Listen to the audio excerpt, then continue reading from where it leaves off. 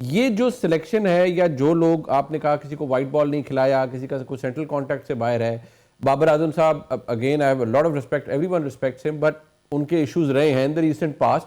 He hasn't been able to perform the way he used to perform, that somehow I believe, as a cricket fan मैं समझता हूँ। But क्या ये selection inability या unavailability of talent के ऊपर है कि और टैलेंट अवेलेबल नहीं है तो इसी को ही लेके चल रहे हैं, या इसके अंदर कुछ और मसला है? बिकॉज मुझे समझ नहीं आती कि क्या बेंच स्ट्रेंथ नहीं है हमारी, क्वालिटी प्लेयर नहीं बैठा हुआ पीछे जो बैकअप की आप बात करते हैं? यार आपने बहुत ही अच्छा सवाल किया। Give me 2 minutes. मैंने अभी आपको कहा आपने इन्वेस्ट इरफान नियाजी में किया, उसको सिलेक्ट नहीं किया, ठीक हो गया। अच्छा, अगर आप डाटा के अंदर चले जाएं और डिटेल डाटा में चले जाएं, पाकिस्तान का सबसे बड़ा प्रॉब्लम बैटिंग का और बॉलिंग का वो क्या है? वो मिडल ओवर्स होते हैं। वनडे बड़ी मुश्किल गेम है क्योंकि 15 ओवर से लेके जो आपके 35-40 ओवर तक बैटिंग होती है वो स्ट्राइक रोटेशन पे ऑर्थोडॉक्स बैटिंग होती है। फील्ड आपको फील्डिंग ऑप्शंस भी मिल रहे होते हैं क्योंकि फील्ड रिस्ट्रिक्शंस होती हैं। Wasim junior is your most striking bowler in that period, ठीक है। हसन अली होता था, वो तो खैर बेचारा इंजरी से और वो बाहर हो गया। वो होता था जो मिडिल ओवर्स में आउट करता था। आपका कोई बॉलर मिडिल ओवर्स में आउट नहीं करता। शादाब खान का बेस्ट रिकॉर्ड था, हालांकि वो T20 का बहुत अच्छा प्लेयर है, ऑलराउंडर है। वो मिडिल ओवर्स में वनडे में उसकी बेस्ट स्ट्राइक रेट है, वो भी टीम में नहीं है। तो आपका बिल्कुल खाली है मिडिल ओवर में। ना शाहीन से आउट होते हैं और अब इब्रार हर जगह पे आउट करता है। एक सॉलिटरी स्पिनर आपने रखा है। अभी आपका मैं सवाल का जवाब देता हूँ। ये वो टीम ही नहीं है जो सिलेक्टर्स ने सिलेक्ट की थी, ठीक है। उस टीम में सुफियान मुकीम था, ये किसने दो सिलेक्ट स्पिनर। किए फिर? ये सर वो जो राशिद लतीफ कहते हैं ना कि ग्राहम बेल की इजाद का बहुत बेहतरीन इस्तेमाल हुआ है, ठीक है। अब आप आमिर जमाल पे इन्वेस्ट किया आपने, उसकी बैक इंजरी थी, आप उसको बजाय रिहेबिलिटेट कराते आप उसको साथ लेके गए। साउथ अफ्रीका में आपने टेस्ट मैच खिलाया, वो डिसमल परफॉर्मेंस हो गई कि वो 8 ओवर कर सका, वो साफ लग रहा था वो बॉलिंग फिट नहीं है। आपने उसको बाहर कर दिया, चलें कि वो फिट नहीं होगा। फहीम अशरफ कहाँ से आता है, अभी इस पर भी बात कर लेते हैं। 20 लास्ट वनडे इंटरनेशनल्स में bowling average of 107 and batting average of 8.7। और अगर इसको आप इसकी ब्रेकअप्स में भी फेज वाइज भी परफॉर्मेंस एज ए बॉलर देखें तो वो सिर्फ इकोनॉमी बेस है, आउट नहीं करता, सेंट्रल कॉन्ट्रैक्ट में नहीं है, टीम से बाहर है। निकाला गलत गया था जब T20 से निकाला था, पॉलिटिकल कनेक्शंस। अभी तो उन्होंने रिसेंटली अपनी पॉलिटिकल लॉयल्टीज भी पूरी फैमिली ने चेंज कर ली क्योंकि वो बल्क में फैसलाबाद से चेंज होते हैं, ठीक हो गया। उस्मान खान कहाँ से आ गया? वो तो साफ एक्सपोज हो चुका है कि उसकी फर्स्ट क्लास क्रिकेट और जो इंटरनेशनल क्रिकेट का गैप है वो उसमें सिंक ही नहीं हुआ।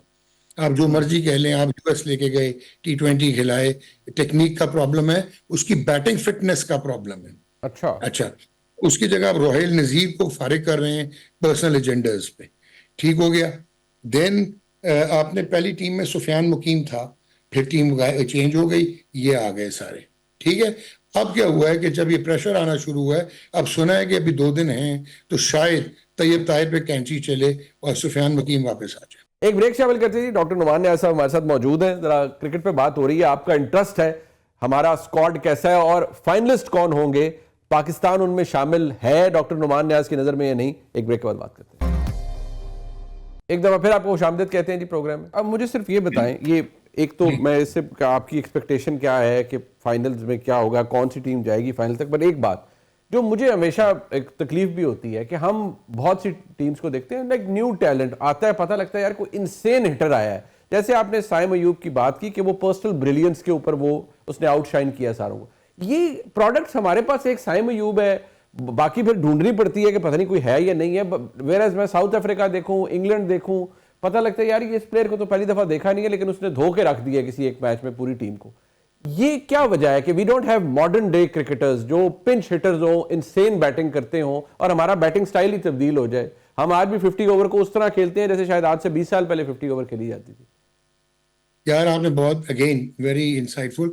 देखें, एक तो सबसे बड़ा प्रॉब्लम यह है कि आपके पास मॉडर्न क्रिकेट का इंफ्रास्ट्रक्चर नहीं है और आप मॉडर्न क्रिकेट का इंफ्रास्ट्रक्चर आपकी प्रायोरिटीज नहीं है, आप डेवलप नहीं करना चाहते। सबसे बड़ी प्रायोरिटी आपकी बायोमैकेनिक्स, फिजियोलॉजी, न्यूट्रिशन और state of the art medical panel होना चाहिए। उस पर कोई लिफ्ट नहीं है। वाई? क्योंकि रेजिस्टेंस टू चेंज है, जो मुझे काम नहीं आता मैं क्यों एक्सपोज हूं और वल्नरेबल हूं.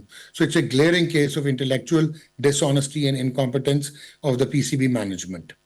अच्छा, जो चेयरमैन आते हैं वो ऑब्वियसली क्रिकेट savvy नहीं होते, so they are dependent on their stock.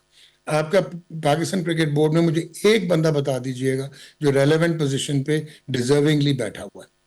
ठीक हो गया एक.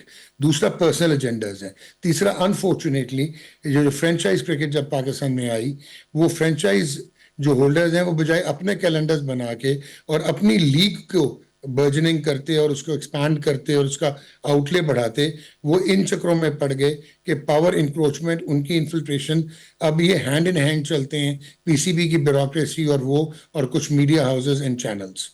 अच्छा, फिर आपको याद होगा कि कुछ प्लेयर्स के अगेंस्ट हमने वेंडेटा बना लिया क्योंकि वो सरोगेट कंपनीज जो हैं वो इन्होंने ना की थी, रिजवान ने और बाबर ने, और बाद में वो बैन हो गई थी सरोगेशन.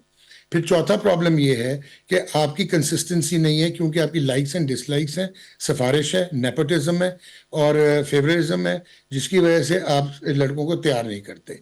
फिर क्या है कि आपके सीनियर प्लेयर्स जो हैं, क्योंकि आपकी सिलेक्शन इतनी वल्नरेबल है कि वो इनसिक्योर होते हैं, वो बाहर नहीं बैठते.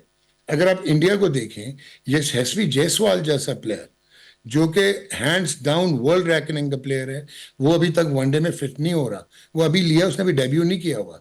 फिर आप अगर इंडिया का टैलेंट देखें, ये वही इंडिया ना 2007 से पहले पहले आप इनको खा जाते होते थे. ये वही इंडिया के अभिषेक शर्मा की आप फ्लेबॉयंस और मॉडर्न क्रिकेट देखें. ठीक है, इंडिया का थोड़ा सा एग्जांपल मैं ये दूंगा. लोग समझते हैं कि विराट कोहली और रोहित शर्मा जिताते रहे. नो, उनकी बॉलिंग डोमिनेंट टीम है. उनके फास्ट बॉलर्स ऊपर से आउट करते हैं, 15 से लेके 45वें ओवर तक स्पिनर्स आउट करते हैं. Kuldeep Yadav bulk of bowling करते हैं, या वो रविंद्र जडेजा करते हैं. साइंटिफिकली हर ब्रैकेट, हर फेज के लिए उनका प्लेयर है. और हम डाटा, अच्छा, हमारे एक डाटा एनालिस्ट टीम के साथ गए थे जो क्रिक इन्फो के डाउनलोड करते थे. उनको यही नहीं पता डाटा साइंटिस्ट और डाटा एनालिस्ट और इंटरप्रेटर में क्या फर्क है. अच्छा, ठीक है, आपके पास रिकॉर्ड ही नहीं है सारा. इसमें जो सिलेक्शन प्रोसेस है ना, इसमें आपको क्या क्या चाहिए होता है. आपको प्लेयर का रिकॉर्ड चाहिए, फिटनेस रिकॉर्ड चाहिए, करंट फॉर्म चाहिए, मेंटल उसका स्टेटस चाहिए आपको. उसके बाद उसकी आपकी इंजरी प्रिवेंशन इंडेक्सेस चाहिए. उसके बाद किस ऑपोजिशन के खिलाफ उसने कितने रन्स किए, कहाँ पे किए.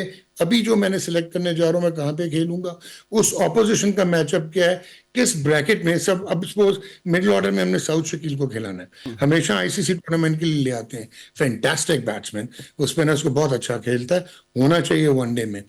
अब उसके पता होना चाहिए कि यार कुलदीप यादव बॉलिंग कौन से ओवर्स में करेगा, तो उसको आप ऊपर नीचे करेंगे. South can play Kuldeep much better than what you can expect of Babar और रिजवान. ये इस तरह की डेवलप होती है. तो हमारा total intellectual dishonesty, complete disarray, administrative disarray, and we do not want कि हम प्रायोरिटाइज करें. Last but not the least, बहुत खुशी की बात है कि आपने स्टेडियम्स रिवाइटलाइज कर लिए.